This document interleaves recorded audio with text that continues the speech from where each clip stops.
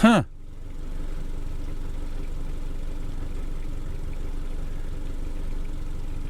We would have to say jackpot. CrappieT. We're back. Made 3 videos, no audio. Awesome videos. But with no audio, who wants that? Anyway, CrappieT is actually crappie fishing today. You just saw the finding of them. We found stacks and stacks and stacks and stacks. Just spot locked down on them. See if we can get them to bite. Haven't been here since like April. It's like November 10th. Gonna be a nice day, sunny, 52 degrees. Right now it's about 40. Let's catch some fish. Water's cooling down. Fish are going deep here. Basically, this is the Snake River. Big channel goes through here, shallow on the sides.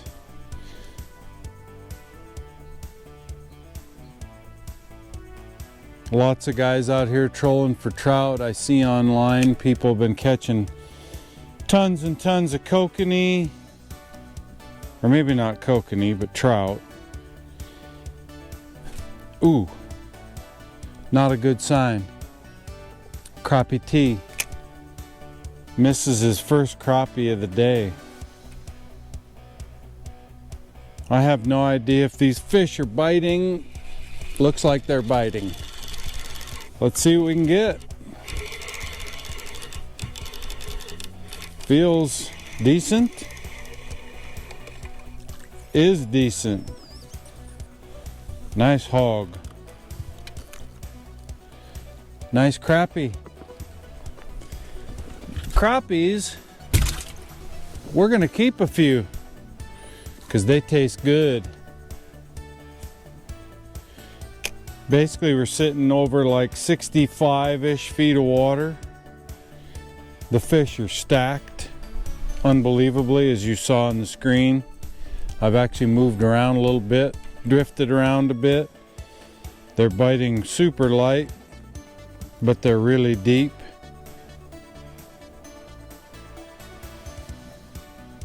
Almost constant bites. There's so many of them. As you can see on the screen, what I'm shooting for is areas where there's some fish off the bottom actually. These here are compressed right against the bottom.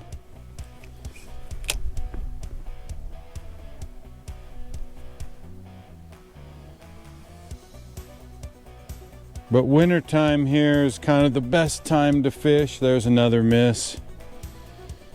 Because the fish really school up. Usually this place is like jammed with people. As you can see around, there is nobody. And I mean nobody. And there's one. There's one. There's one. Nice one. Nothing huge yet. That's just about a 10-inch crappie. Goes in the bucket.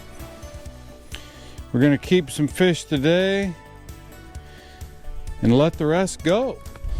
So what I do, a little different than everybody else in Idaho, I use 2 jig setup. 1, 2, but on the bottom I attach a little piece of line with a drop shot weight.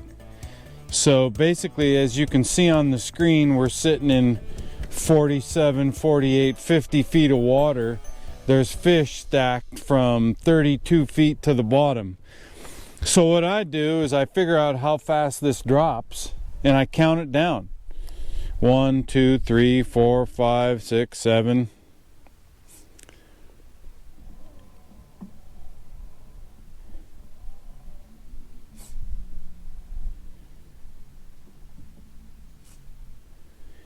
So there's 35 fast count. Bite already. It's automatic. Most people I see come out here, they are up against the bank where the fish were probably 6 weeks ago. Casting memories. But as the water cools, these fish go deep. They'll be out in this region all winter. There's 2 bites, 2 misses. Obviously cooling down water, they're not like super on it. Maybe that's just today. There's 3 bites. And maybe it's just not today. Maybe it's just a winter thing. But a lot of times in the winter out here when it's a lot colder than this, they bite very aggressively. But instead of casting, which I see no need to do, usually if I'm casting, I'm trying to cover water. I don't need to cover water because I already found the fish. They're right below the boat. So keeping my bait in the fish the longest period of time, I usually think is a good thing. Fishing where there's fish makes a lot of sense. And I'm guessing, because now I'm getting no bites, that they've taken my nibbles. A lot of people don't use bait either. They just use crappie jigs. 1 empty jig, 2 empty jigs, no bait. So, no big mystery. Says it right on the jar. Crappie nibbles. Those happen to be red. Power bait makes them. I like those the best. I use little white ones. Put a couple on each hook. That way when the first one steals it, I got a chance. Let's try it again. Let's see if we can make this work. We might move a little bit too. We've kind of spot locked. They're not far away.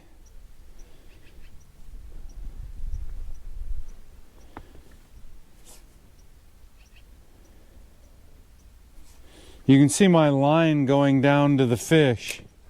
Right here. Line entered right in the fish. Well, here I am right here. We'd have to say I'm close to him.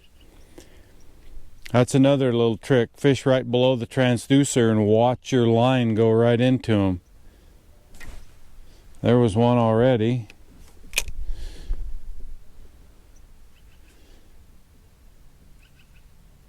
See if we can get him to go. There's lots of going. There just isn't much catching. I guess you can't get every one.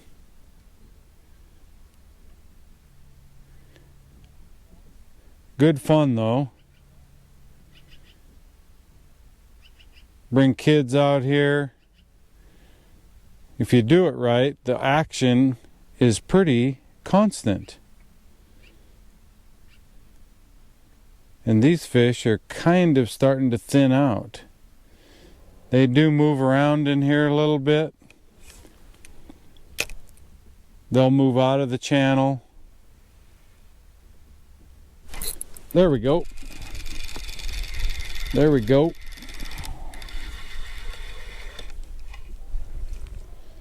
There we go. Little guy. Little guy.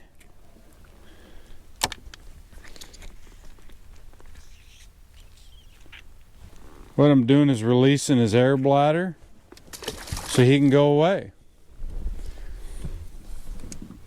When you're bringing them up from super deep, their air bladder expands and it's kind of like divers getting the bends. These fish get the bends. If you just throw them back in the water, they're going to die. So usually I'll stick my finger down their throat, press on it in there. Releases the air bladder and they're good for another day. So here you should be able to see my line, because I'm not counting, fall right into these fish. You kind of see glimpses of it. Here it comes right there, and I'll say stop. Let's see if I'm right. Oh, had him instantly. It's kind of cheating, but as long as we have the technology, use it to catch fish. Don't have to keep every fish you catch. Letting some go is always super important. Oh, there we go. Does not feel that big. And he isn't that big. But it's a fish. Release his air bladder. Let him go. Another bite. How they get that crappie nibble off is beyond me.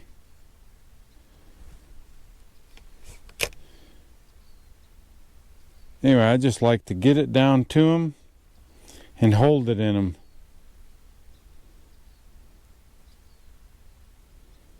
Earlier in the season, fish are scattered up on the banks. Sure, casting is a great thing to do. At this point, it doesn't make a ton of sense. Come back here and show the screen. This is just stupid amounts of crappie. I mean, basically it's 64.5 feet deep. There's fish from 38 feet to the bottom. I mean, that's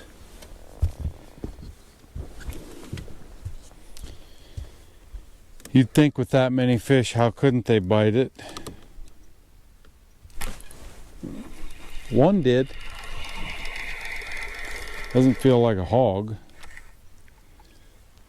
He is not a hog. He is only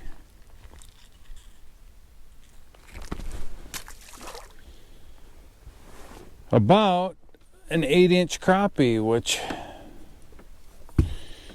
as many fishes on the screen, there's gotta be some hogs on there.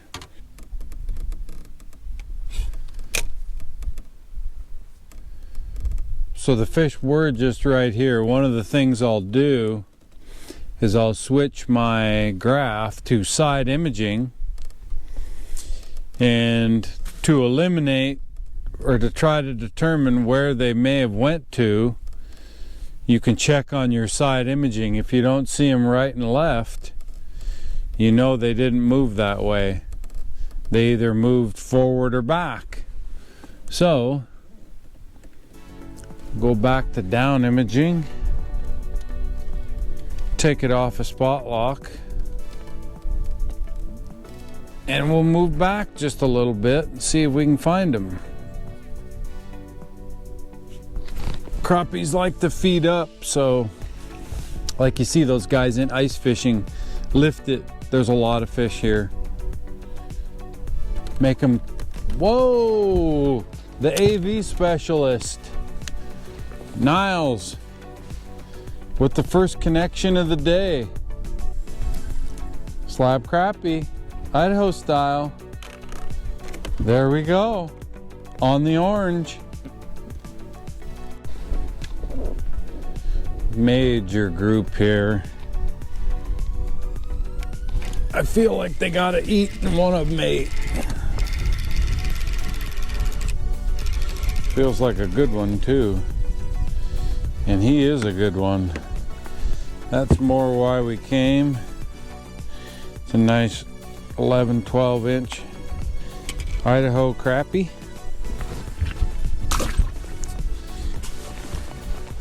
Let's do that again. CrappieT.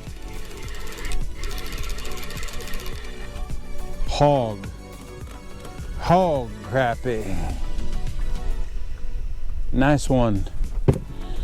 Nice big 12er. 12er. Hooked up. Good one. Really good one.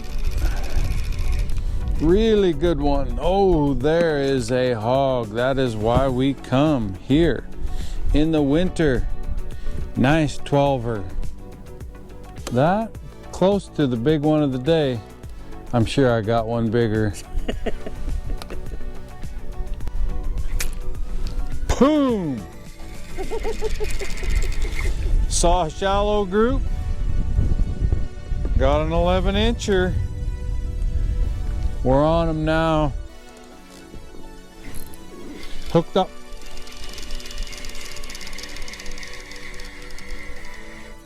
Perch.